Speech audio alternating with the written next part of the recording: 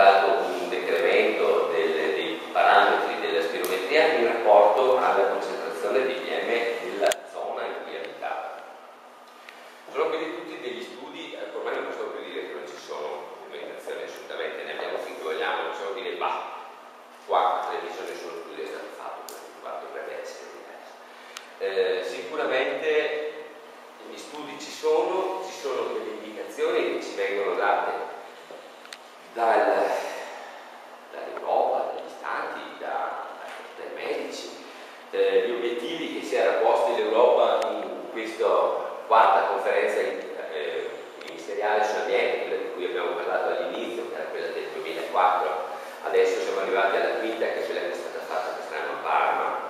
Queste sono delle conferenze che l'Organizzazione Mondiale della Sanità fa ogni 5 anni, 6 quest'anno perché il governo italiano è stato un po' in ritardo nell'organizzare, quindi è aspettata di un anno. Gli obiettivi che si proponevano entro il 2007 sono assicurare ai bambini la possibilità di respirare aria pulita. Sono delle dichiarazioni dei nostri ministri, alle quali però non seguono assolutamente dei fatti. Diceva come fare per fare questo? Ci devono essere degli interventi legislativi, bisogna rendere le aree scolastiche libere dall'inquinamento, bisogna fare interventi educativi sugli insegnanti, sui genitori, promuovere il coinvolgimento stesso dei bambini. Qualcosa di queste cose sono state fatte sicuramente, ci sono delle leggi, però probabilmente non sono sufficienti, sicuramente non sono sufficienti.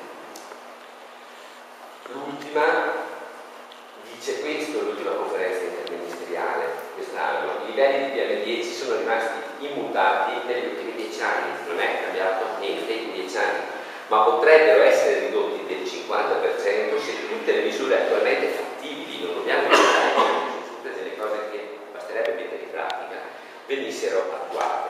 Inoltre, io lo accenno solo qua perché questo aprirebbe un'altra ora di chiacchierata, l'inquinamento dell'aria interna è ancora poco affrontato.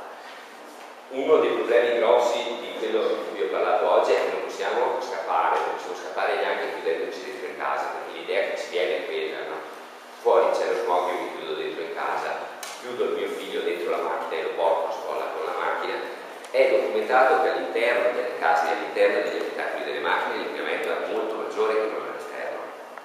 E quindi questo è un messaggio che deve passare e che deve passare a tutte le persone che mi capita di incontrare. Non è vero che portare i bambini a scuola in macchina li protegge dall'inquinamento, respirano l'inquinamento degli altri più l'inquinamento della nostra macchina. Quindi è comunque meglio, cercando le strade con minore inquinamento, cercando tutti i mezzi possibili, ma è comunque meglio che i bambini vadano a scuola a piedi, sia perché non diventano obesi, ma sia anche perché respirano meglio all'esterno che non all'interno delle nostre. E noi cos'è che possiamo fare? Noi possiamo informare, quello che noi, almeno come gruppo che si occupa di queste cose, cerchiamo di fare, possiamo fare pressione sulle autorità. Gli obiettivi che cui dovremmo puntare sono essenzialmente quelli del traffico. Il pedibus, la possibilità per i bambini di andare a scuola a piedi, la possibilità di avere dei percorsi, delle aree pedonali attorno alle scuole, queste sono delle cose che noi possiamo richiedere nei comuni di qualsiasi dimensione. Secondo me un sindaco è sensibile alla gente, e finché la gente protesta e basta è una cosa, ma se gli dice io non ti voto più se tu non mi fai il percorso pedonale attorno alla scuola, penso che se glielo dice uno su 1000 è una cosa, se glielo dicono il 100 su 1000 comincia a pensarci su anche lui.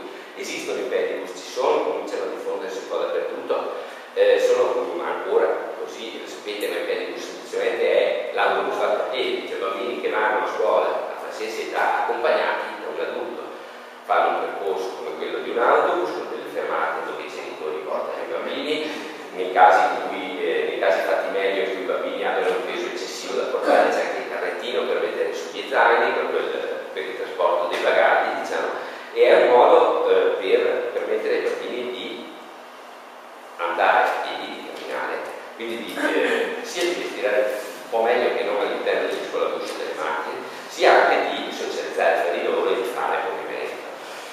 Questo è un esempio di quello che possiamo fare come sensibilizzazione alle autorità. Questa è una lettera che finalmente tutte e tre le principali sigle pediatriche insieme hanno inviato a tutti i parlamentari italiani, perché quest'estate, un periodo in cui quasi tutti noi eravamo in vacanza,